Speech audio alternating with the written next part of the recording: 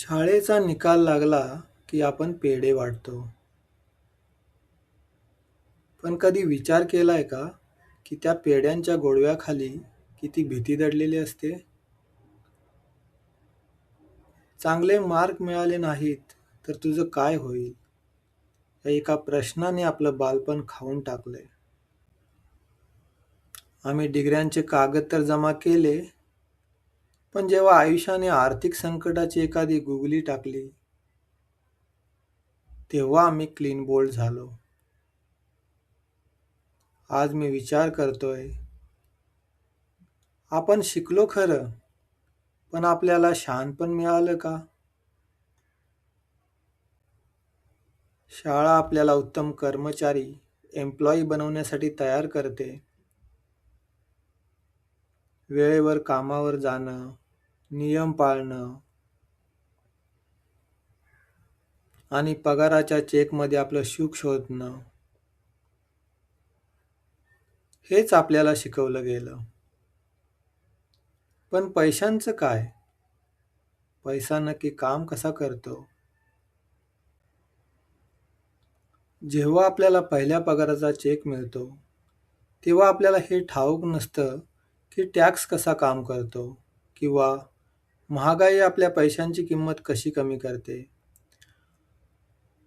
आपण आयुष्यभर पैशांसाठी काम करतो, वर्किंग फॉर मनी, पण पैसा आपल्यासाठी काम करू शकतो ही गोष्ट आपल्या अडाणी पालकांनी किंवा शिक्षकांनी कधी सांगितलीच नाही. तो ओळखीचा जडपणा आठवतोय? जेव्हा महिना संपायच्या आधीच खिसा रिकामा होतो. तो जडपणा पदवी नसल्याचा नाही, तो आर्थिक साक्षरता, फायनान्शियल लिटरसी नसल्याचा आहे. रॉबर्ट कियोसाकींच्या रिच डॅड पुअर डॅड मध्ये एक वाक्य आहे जे माझ्या काळजात आरपार घुसलं. श्रीमंत लोक शाळेत शिकलेल्या शिक्षणांमुळे श्रीमंत नसतात. त्यांच्याकडे एक वेगळं शिक्षण असतं, ज्याला कियोसाकी फायनान्शियल इंटेलिजन्स म्हणतात. While reading this book, I realized मी वर्षानुवर्षे फक्त अकॅडमिक शिक्षणाच्या मागे धावत होतो.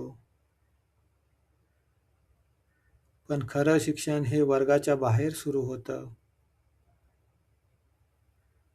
कल्पना करा, आपलं मन एका रिकाम्या पाटीसारखं आहे. शाळेने त्यावर फक्त नोकरी हा शब्द लिहिला, पण श्रीमंतीचा मंत्र हा मालमत्ता, ॲसेट्स निर्माण करण्यात आहे, जो आपल्याला कोणी शिकवला नाही. मी जेव्हा पहिल्यांदा माझ्या खर्चाचा ताळेबंद मांडला, तेव्हा मला धक्का बसला. माझी बुद्धी फक्त खर्च करायला शिकली होती, गुंतवणूक करायला नाही. खरं शिक्षण म्हणजे काय? जोखीम कशी हाताळायची, हँडलिंग रिस्क, संधी कशी ओळखायची आणि अपयशातून कसं उभं राहायचं हे शिक्षण. शाळा चुका करायला घाबरवते, पण हे पुस्तक सांगतं की चुका करणं हाच प्रगतीचा मार्ग आहे. Education doesn't end with a degree, it begins with your first curiosity about how the world truly works. Degree तुम्हाला नोकरी देईल, पण तुमची आर्थिक बुद्धिमत्ता तुम्हाला स्वातंत्र्य देईल. वर्गाबाहेरच्या या शाळेत प्रवेश घ्यायला कधीच उशीर झालेला नसतो. आज फक्त इतकंच विचारा, तुमच्याकडे डिग्र्यांची ओझी आहेत की विचारांची संपत्ती? खरे शिक्षक पुस्तकात नसतात, ते तुमच्या अनुभवात लपलेले असतात.